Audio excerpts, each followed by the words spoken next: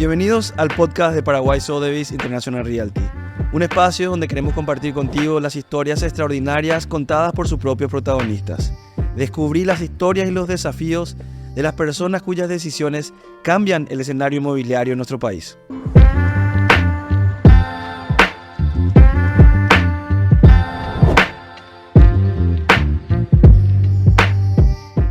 Bueno, muchísimas gracias por acompañarnos en este espacio desde Paraguay Sotheby's International Realty, que tiene como objetivo construir criterios, generar opiniones, entender un poco más del mercado y hacia dónde está yendo este apasionante sector de los bienes raíces. Y bueno, hoy estamos con un invitado de lujo. Él es Víctor González Acosta, desarrollador inmobiliario, constructor, director de Capitalis, Habitalis, presidente del World Trade Center. Así que tenemos muchísimo de qué hablar en este espacio. Así que te agradezco mucho, Víctor, por acompañarnos el día de hoy. Un placer, David. Un gusto estar aquí contigo y poder comunicarse con la gente sobre este tema apasionante para nuestro país como un motor de nuestra economía. Bueno, hay mucha gente, Víctor, que quizás no te conoce, no conoce un poco de tu historia, así que si nos puedes contar un poco sobre vos, sobre tus orígenes y cómo llegaste a este apasionante rubro de bienes raíces. Bueno, la verdad que fue un propósito, producto de un propósito que se inició muy temprano. Yo trabajé 18 años para la compañía americana de management, una compañía de Boston, de Chicago, de Harsa, la compañía Harsa, una compañía alemana, Frankfurt, y una compañía de Nueva York que se desarrollaron el management de los grandes proyectos hidroeléctricos en Paraguay. Así que ahí me tocó la oportunidad en esos 18 años de aprender el concepto del management, que es una nueva forma ya en el mundo de llevar adelante los desarrollos constructivos con el concepto del gerenciamiento, del outsourcing, de tercerización, de un modelo de gestión totalmente diferente a lo que nosotros veníamos haciendo, que es el modelo del contratista tradicional. Y bueno, y toda esa experiencia, a pesar de que, bueno, siempre cuando uno trabaja con compañías americanas, el intento de captar gente en el mundo es siempre, todas las veces tuve esa propuesta, pero nada, yo ya tenía claro que quería usar eso al beneficio de nuestro país, así que vine aquí en el año 90 y estuve siempre por acá, o sea, yendo y viniendo, y en el año 91 me vine a invitarle a mi socio But a formar la primera empresa de management en Paraguay. Con eso innovamos un poco el modelo de gestión, de construcción, ya hace más de 30 años. Y en esos 30 años llevamos construido un poco más de 1 millón de metros cuadrados, unos 120 proyectos. Y en el camino se fueron dando por la misma forma, producto un poco del propósito de ser útil, de contribuir con el país, determinados proyectos de desarrollo inmobiliario que, bueno, que eso hizo que empezara en este mundo, empezando con el Sheraton, que yo nunca tuve en mi mente ser hotelero, ¿verdad? Claro. Hasta que un día fuimos con la embajada, estaba yo de presidente de la Cámara Paraguaya Americana, y fuimos a Montevideo a un encuentro de embajadores americanos de la región. ¿Estamos hablando qué año más o menos? Y estamos hablando del año 2000 más o menos. 2000, okay. Y bueno, ahí finalmente logramos una entrevista con el secretario de Estado de Comercio, Walter Bastian se llamaba en ese momento, y le pedimos que nos ayude a traer inversores a Paraguay. Éramos muy pocos, 4 o 5 empresarios, ¿verdad? Bueno, él nos dijo con una franqueza del gringo que cómo podíamos traer empresarios a Paraguay, que ni hotel teníamos, claro. Para el gringo hotel es un hotel de marca donde tiene toda la seguridad, tiene todo el nivel de servicio que ellos están acostumbrados. Y bueno, para mí fue como un desafío ciudadano, personal. Te tocó la oreja ahí. Me tocó la oreja. Y bueno, y ahí mismo empecé, pero tenía un peso para hacer eso, pero Claro. tenía el sueño, o sea, empecé a desarrollar a partir de ese propósito el sueño de traer el primer hotel bandera internacional Y bueno, fue toda una cuestión muy interesante, era de empezar a conectar con las marcas, conectar con los bancos internacionales, construir una sociedad con inversores, etcétera, Correcto. hasta hacer realidad el hotel que bueno, está ahí. Eh, Y, Ahí empezó el proceso. y en ese momento me sitúo en esa época, Víctor, porque de hecho algo que compartimos siempre cuando le presentamos un poco el mercado inmobiliario a inversores extranjeros es el tremendo cambio que ha tenido toda esta zona, digamos, el eje corporativo cuyo concepto ustedes lo desarrollaron en esa época y entiendo ya en esa época la visión de ubicar el Sheraton acá tenía que ver con eso. Sí, de alguna manera, pero de verdad esa fue una segunda etapa. Yo diría que la primera etapa del desarrollo inmobiliario para nosotros fue cuando como empresa de management, básicamente el capital de una empresa de management son sus recursos humanos. Ujú. Y en un mercado pequeño como el nuestro, es difícil retener el recurso humano porque uno tiene que asegurar un nivel de demanda de trabajo permanente. Entonces ahí nosotros dijimos, bueno, necesitamos desarrollar nuestros propios proyectos que nos asegure un piso para mantener a nuestra gente, para poder invertir en la capacitación. Y empezamos a hacer los primeros condominios, el primer condominio cerrado de Asunción, que está detrás de la municipalidad que se llama Vilas Plaza, con un concepto ya de mucha naturaleza. Eso fue en el año 90, más o menos. Y paralelamente ya empezamos a desarrollar edificios de gran porte como constructores, ¿verdad? Ajá. Como gerenciadores, que el edificio del Banco Unión, el edificio del Citibank. Y bueno, a partir de ahí vinieron toda la cadena de edificios multinacionales.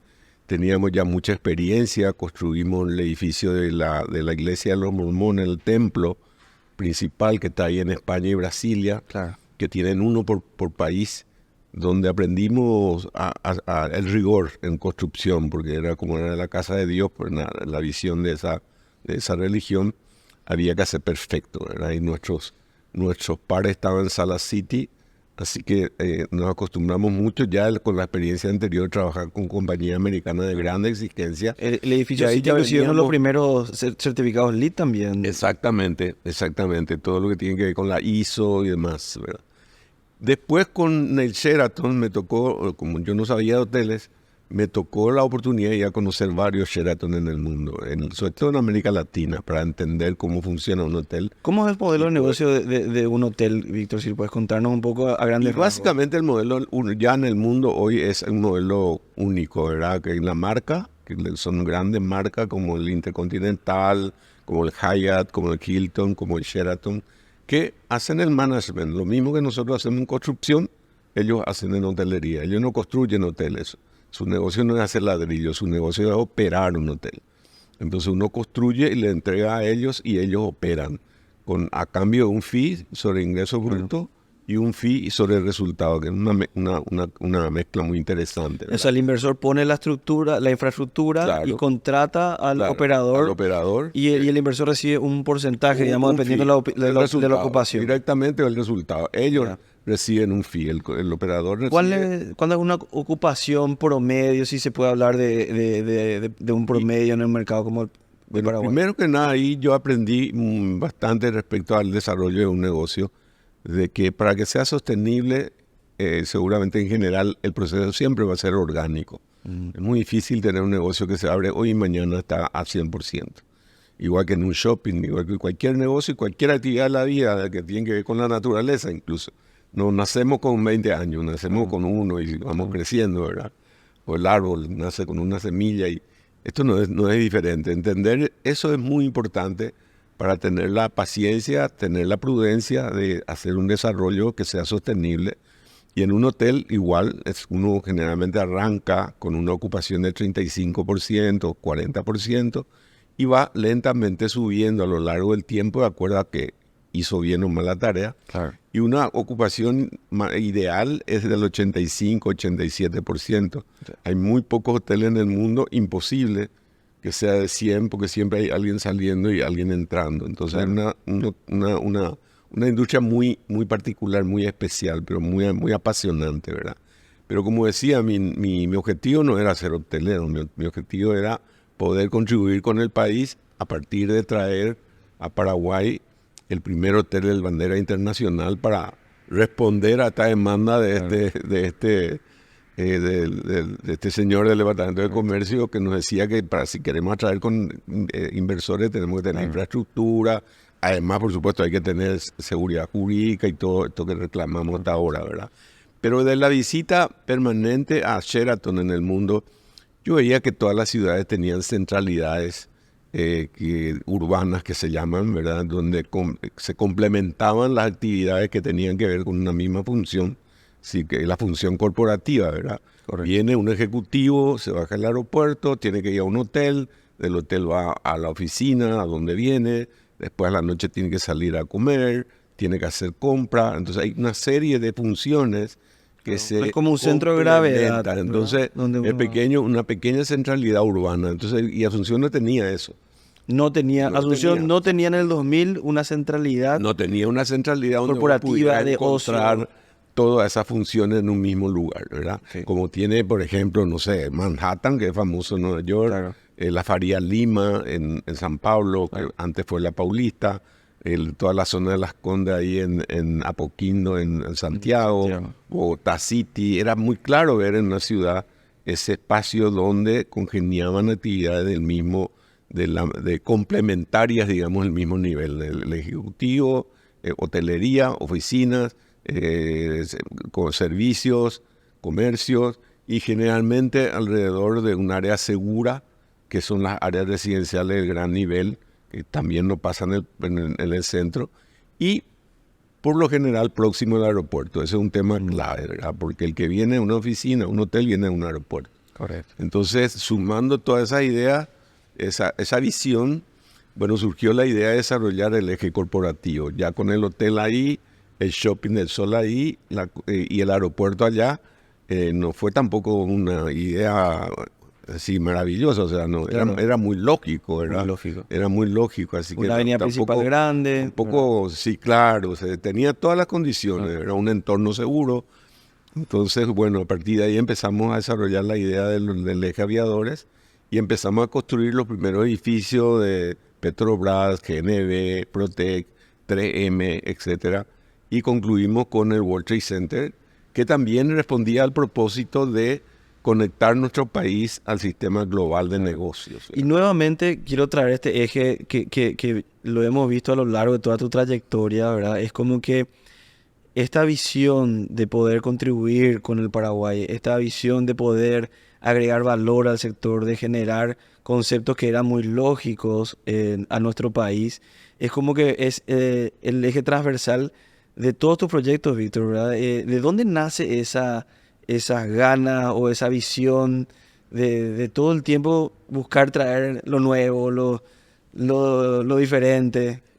Que muy buena pregunta, David, porque creo que esto se aplica a lo que cada uno hacemos en el lugar donde estamos, ¿verdad? Se trata del propósito que uno tiene, y en mi caso del lugar donde está y de lo que yo sé hacer y me gusta hacer, que es proyectar, construir, desarrollar, emprender, ¿verdad? Entonces, a partir de eso, tratar de hacer mi contribución con el país, generando empleo, tratando de contribuir a una ciudad mejor, a un país mejor.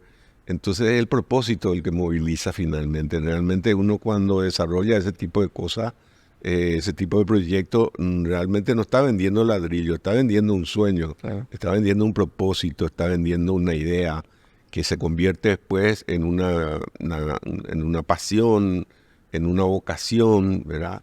Es como yo les suelo decir a los chicos, es como cuando un cirujano está cosiendo en una sala de cirugía a cualquier persona, no está pensando cuánto va a ganar, si le va a pagar, no le va a pagar, está haciendo su trabajo lo mejor posible, ¿verdad? O algún científico que desarrolla una vacuna que salva millones de vidas en el mundo, encerrado en una pieza, no está pensando lo que va a ganar con esa vacuna. O no sé, los Beatles, cualquiera, en cualquier lugar, en cualquier tarea que uno hace, que le corresponde hacer, creo que a partir de ahí es ser instrumento, servir y ser útil a la sociedad, a la gente. De eso se trata. Y encontrar ese propósito creo que es la clave para darle sentido a la vida de cada uno. Y a partir de ahí el resto viene solo. Porque no te cansás, ¿verdad? No es trabajo, estás haciendo algo que te apasiona, que te gusta y sobre todo que sabes por qué haces o para qué haces. Y ese propósito, ¿verdad? Cuando se convierte en una idea, tiene una fuerza de gravedad que atrae a otras personas con propósitos similares. Sí. Y ahí es donde surge Capitalis, ¿verdad? Así Con un grupo de socios. Contanos un poco más de ese Totalmente. proceso. Bueno, Capitalis surge ya cuando la llegada del Sheraton, yo tenía el sueño, tenía la idea, tenía el propósito, pero no tenía la plata, ¿verdad? Claro. Pequeño Pero detalle, ¿verdad? yo siempre digo que la plata no es lo que mueve, ¿verdad? O si no, no tendríamos vacuna en el mundo, como te decía recién. Nadie, ningún científico hace eso por dinero. Entonces, bueno, una vez que tenía yo finalmente, logré tener de tanto ida y vuelta la aprobación del Sheraton para venir acá, la aprobación del sector privado del BID para financiar una parte, la aprobación del dueño de la propiedad, que en ese momento era el banco holandés, una carta de intención de que podríamos eventualmente estar interesados después de cientos de visitas, ¿verdad? Bueno, después me tocaba formar un grupo de gente que creyera en mi sueño, que confiara en ese sueño, que era solamente un sueño, ¿verdad? Porque era el primer hotel de bandera internacional. Y bueno, finalmente encontré un grupo de gente espectaculares, con quienes de gran valor, de grandes valores también, ¿verdad? Y así que fue todo muy fácil, y hasta el día que tomamos la decisión de venderlo, ¿verdad? Y con ese mismo grupo inmediatamente también volvieron a comprar la idea del eje corporativo, que en ese momento sonaba, parecía una fantasía. Y bueno, pero cuando uno tiene un propósito y cuando más disruptivo es el propósito, cuando más diferente es el propósito, es lógico que la gente tenga dudas. Y yo entiendo eso, ¿verdad? No, eso no existe, acá no va a pasar. Y sobre todo en Paraguay, que tenemos demasiada atadura, como dice Pasaron por Bastos. mucho de eso, Víctor. Sí, Gente sí, que te pero a decía mí, que no, vos que no va a sabes que a mí no funcionar. me afectó nunca eso, no, sinceramente, ¿verdad? Creo en esta idea de Bastos cuando dice somos una isla rodeada de tierra, ¿verdad? Y somos una isla a veces mentalmente rodeada de tierra, que nos cuesta creer en nosotros mismos, nos cuesta creer que podemos también, ¿verdad? Y si uno tiene ese propósito, si uno tiene esa vocación, eso se convierte en una pasión, en una determinación y poner toda la garra y mística y demás, y uno va. Por supuesto, en el camino habrá mucho, no, este no tiene ni un peso, ¿qué es lo que va a hacer?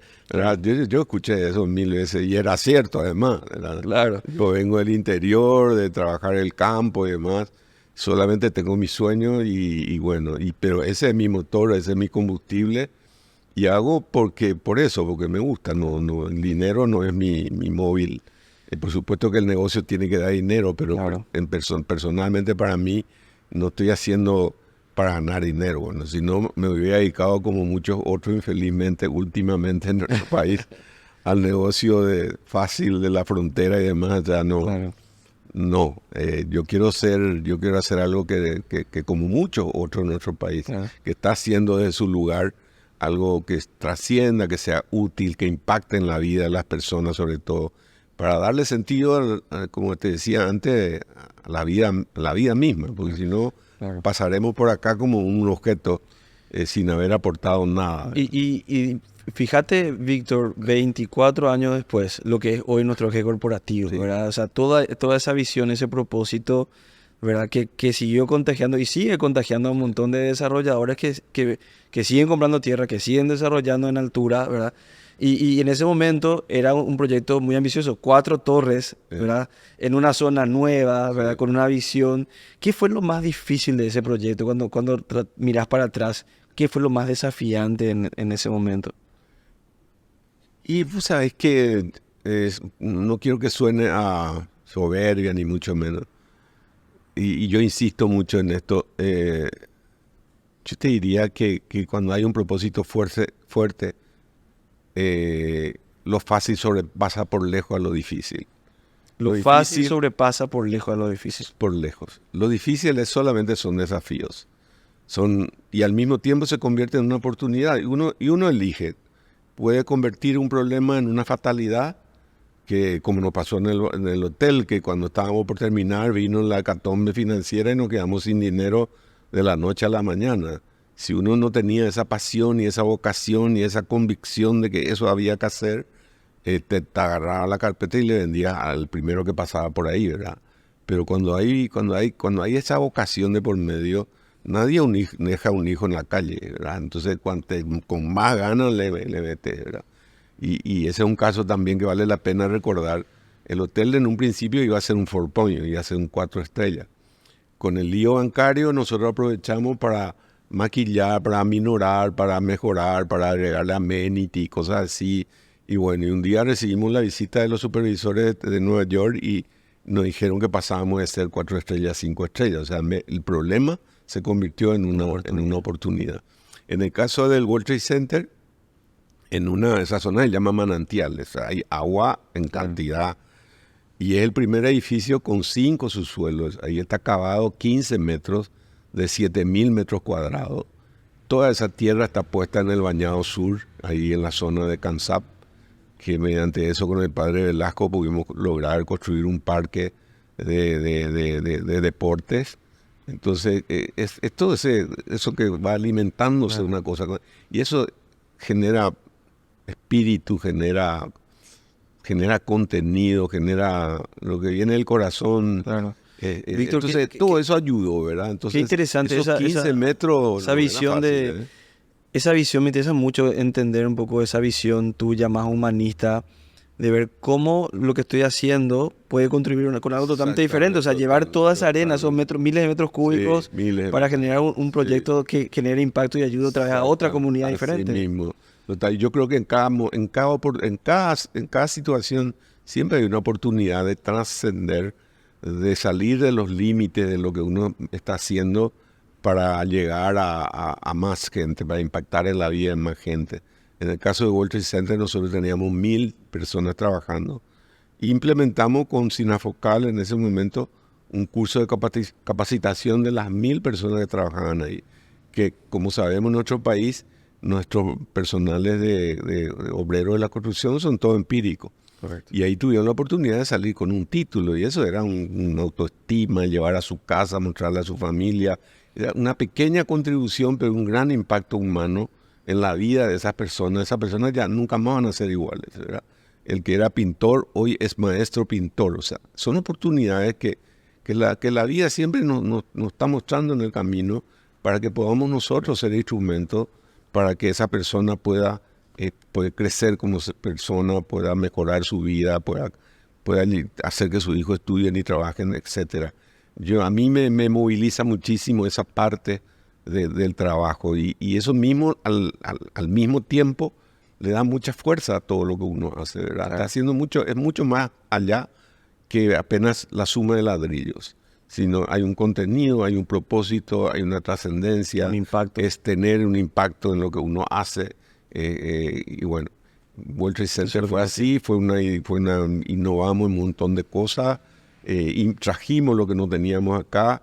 Cavar 15 metros no era fácil en un lugar de agua. Trajimos de España un sistema de micropilote que eran como una costura invisible, con eso soportamos el agua. Ahí construimos los 5 subsuelos.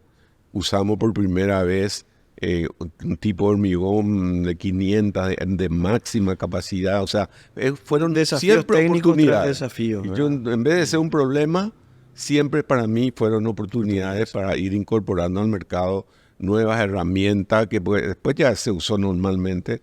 Los colegas fueron usando porque es una tecnología que ya tenía experiencia acá. Y eso es bueno, esa es la manera de crecer un mercado. Correcto. Cuando la cadena de valor crece, el mercado puede crecer. Hablamos un poco de hotelería, pasamos al mundo corporativo, vayamos al mundo residencial, Víctor, sí, donde también ustedes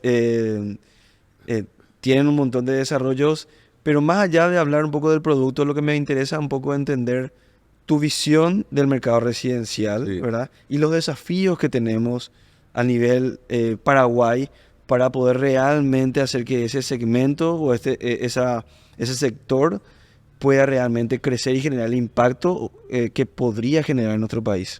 Sí, excelente, David. Bueno, y ahí también yo te diría que A todos los hijos uno le quiere, ¿verdad? Pero como el hijo más querido para mí, el tema residencial, porque tiene una historia más larga, ¿verdad? Yo vine del interior con una familia, 11 hermanos, el interior profundo, a los 12 años, y vivíamos en Asunción, de alquiler en alquiler, de barrio en barrio, y bueno, y el día que pudimos hacer nuestra primera casa, para mí y para toda mi familia, fue como el día más glorioso de nuestras vidas. Entonces, es como entender el valor de tener algo en la vida, de sentarse sobre algo, de tener una reserva, de tener un ahorro, hasta la dignidad se ve fortalecido con una vivienda propia, ¿verdad? Uno es alguien. Entonces, a partir de ahí, yo estaba empezando la facultad cuando eso, tenía un profesor que era magnífico y yo le contaba esta historia, así que hice muchos de mis programas de proyecto tenían que ver con vivienda, porque estaba yo muy enfocado en poder ser un instrumento para poder hacer que otras familias como la nuestra pudieran acceder a la vivienda, ¿verdad? Y de hecho mi tesis fue un condominio cerrado en Coronel Oviedo, por ejemplo. Entonces ese amor, ese cariño, ese amor, con el tema habitacional viene de mucho tiempo. Después cuando empezamos con el desarrollo inmobiliario, empezamos a trabajar estando yo como presidente de la Cámara Paraguaya de Desarrolladores Inmobiliarios de la CAPADEI. Empezamos a impulsar el tema del crédito para la vivienda, que yo veía también por mi trabajo en el hotel, tanto con el hotel como en el World Trade Center, que todos los países de América Latina, no digo ya el mundo, ya hace varios años tenían sus programas de acceso a crédito hipotecario para las viviendas de clase media, empezando por Chile. En Chile lo inició el presidente Lago y fue un éxito. Y se fondeaba con los fondos de inversión y eso permitió resolver el problema de vivienda a miles de familias del segmento medio. Y cuando hablamos de segmento medio, estamos hablando de familia que es un empleado, un cuentapropista, o es parte de la economía informal, que en nuestro país es la mitad del trabajador, y que ellos encontraron la solución para eso, ¿verdad? El crédito de 30 años, fondo de inversión soportando ese crédito, porque al fondo de inversión lo que le conviene es tener proyectos de largo plazo para mantener el valor de su dinero. Y el crédito hipotecario necesita largo plazo para poder dar un crédito que sea igual al alquiler, ¿verdad? Esa es la ecuación. Correcto. Nunca nos hemos podido lograr, infelizmente, a pesar de que logramos la ley, hicimos un congreso, trajimos a todos los ministros de vivienda de Panamá hasta Argentina y no logramos que salga la ley por unanimidad, la 5638, pero lamentablemente nunca se pudo reglamentar. Entonces el resultado de eso, hoy David, en números, todo el crédito hipotecario, a pesar del esfuerzo de la AFD, en los esfuerzos ocasionales del Ministerio de Vivienda, todo el crédito hipotecario es apenas el 1,3% de nuestro Producto Interno Bruto, cuando en la región el promedio es del 25%. O sea, estamos del 1,3 al 25%. Es apenas testimonial. Lo demás es retórica, lo demás es discurso, lo demás es una demanda insatisfecha de más de 1 millón de viviendas, de los cuales más o menos 800,000 son de calidad. O sea, el hijo que se casó y quedó viviendo en la casa y necesita una pieza más o falta un baño más. Eso es cualitativo, ¿verdad? Correcto. Pero cuantitativo estamos más por encima de los 200,000. Y si yo como gran solución, como política pública, tengo un plan para hacer 5,000 casas por año, necesito, no sé cuántos, 100 años necesito para terminar, para resolver el problema, ¿verdad? O sea, no hemos resuelto el problema y para resolver ese problema necesitamos 3 cosas. Sin esas 3 cosas no hay manera de resolver. Necesitamos fondeo de largo plazo y ahí es donde la reforma del sistema previsional es clave.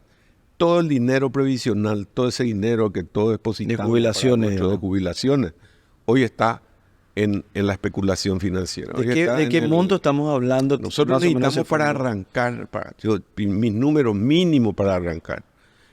Primero se necesita un fondo de garantía, porque si yo soy banco, vos sos un empleado, no te puedo dar un crédito. ¿Qué pasa si cuando vos perdés tu empleo? ¿Qué hago yo con la casa? Ese no es mi negocio.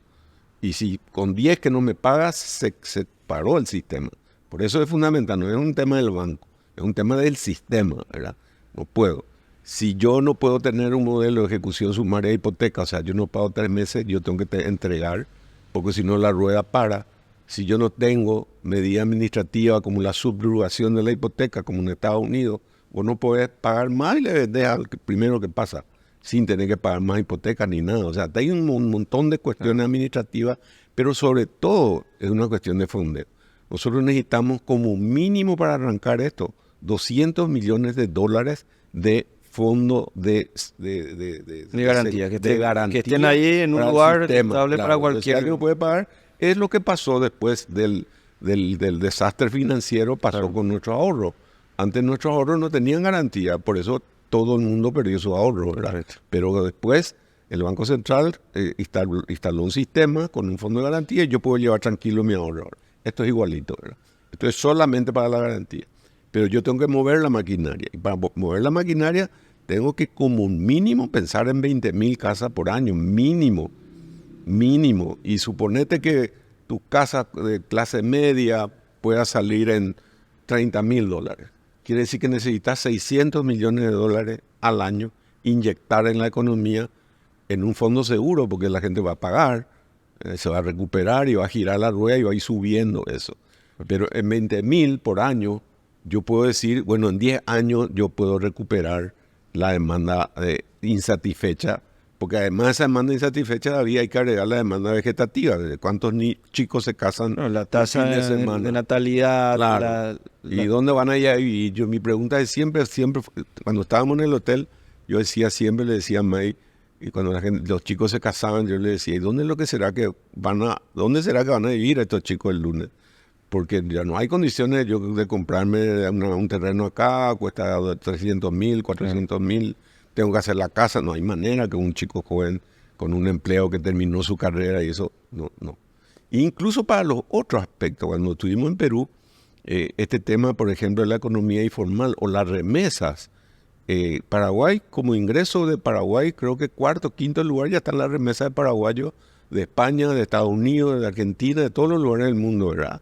Que envían a su familia. Que hoy va para consumo, nada más. Eso va para consumo irrisorio, porque ¿para qué sirve? Para comprar televisor, para comprar auto, para hacer fiesta, porque el Estado no tiene un sistema, una plataforma para captar eso. ¿Qué hicieron los peruanos, por ejemplo? Si esa familia puede ahorrar durante 6 meses, el valor de su futuro alquiler es automáticamente sujeto a crédito. O sea, ya le sirve como un comprobante de ingreso. Porque quiere decir que es un buen pagador, tiene un fondo, sabe que va a pagar, etcétera. Y le incorporás en la economía familiar formal de paso. O, por ejemplo, el cuentapropista, el que está por San Lorenzo, por Villa Elisa, miles de negocios, no están en la economía formal.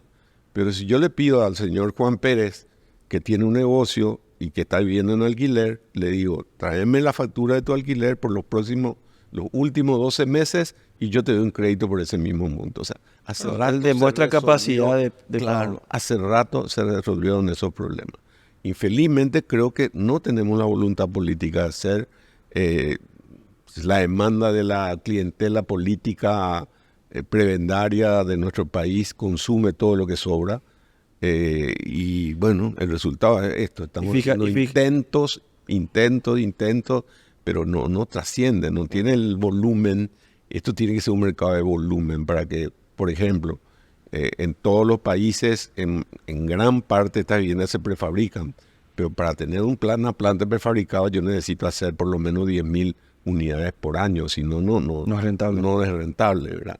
O sea, hay una tarea importantísima para hacer todavía en nuestro país y que pueden ir a resolver los problemas endémicos que estamos viendo en la ciudad y en las calles todos los días. 1,5 millones de personas que salen y entran a la ciudad cuando podían haber vivido acá, como es lo normal en todas las ciudades del mundo. No sé, Montevideo tiene 2 millones de habitantes, pero 1,5 millones vive dentro de la capital y 500.000 entran y salen. Aquí es la inversa. Eso es lógico, claro. Entonces, ¿el resultado cuál es? No tenemos apenas 50 personas viviendo por manzana, cuando el promedio, según los manuales, los organismos multilaterales que analizan la ciudad, en la sostenibilidad de la ciudad, habla como mínimo de 120 habitantes por manzana. Y no estamos hablando de Buenos Aires, de San Paulo, de Montevideo, que están por encima, están en 180. O sea, con esta cantidad de población, esta ciudad no es sostenible. Tenemos que duplicar nuestra densidad poblacional por hectárea. Tenemos que generar los programas y los recursos y las condiciones para poder realmente acelerar el desarrollo inmobiliario. Existe el déficit, existe la necesidad, existe la población, existen los mecanismos de generación de sujetos de crédito, que son uno de los mayores obstáculos. Lo que nos falta es un poco más de voluntad política y permitime agregar algo más, Víctor, creo yo también, es que generemos más espacios como este, donde todos los que participamos dentro de este sector empecemos a generar más cohesión, empecemos a poner o a impulsar o a empujar a nuestras autoridades, a nuestros representantes a realmente tratar los temas que debemos tratar como nación si queremos mirar en términos de un desarrollo económico y un impacto en la vivienda y la solución habitacional en nuestro país. Hay muchísimos temas más que podemos ir hablando, Víctor. Realmente creo que queda corta una sola entrevista contigo. Es apasionante escucharte hablar y contagias mucho de la importancia de poder ponernos un propósito en la vida. Si me permitís, lo que me llevo de esta entrevista es la importancia del propósito, y que ese propósito puede ser lo suficientemente fuerte hoy como para generar todo un eje corporativo con cientos de miles de metros cuadrados construidos gracias a esa idea, a ese propósito. Así que te agradezco mucho por acompañarnos. Esperemos tenerte nuevamente para seguir hablando de este tema y muchos otros temas más de este apasionante sector de bienes raíces. Muchísimas gracias, David. Yo agregaría al propósito personal que uno puede tener es la capacidad de trabajar juntos, la manera articulada. Una nación se construye con la sociedad civil, el sector privado y el sector público, trabajando de manera articulada, porque el tema de la vivienda tiene que ser parte de políticas públicas. O pongo otro ejemplo, el problema del desarrollo de la planificación territorial y urbana en nuestro país es una falta.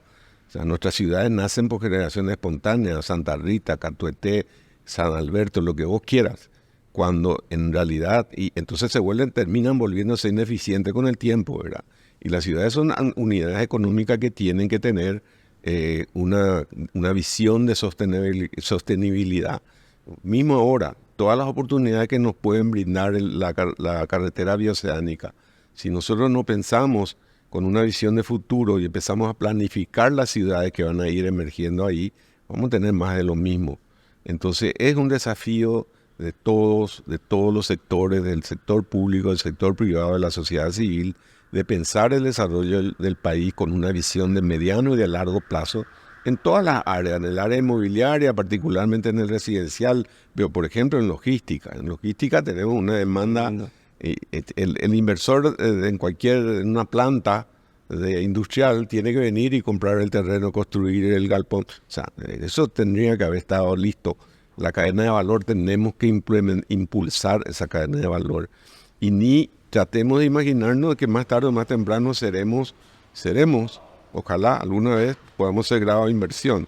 Cuando seamos grado de inversión, los grandes fondos de inversión del mundo lo que compran son flujos, compran proyectos de mediano y largo plazo.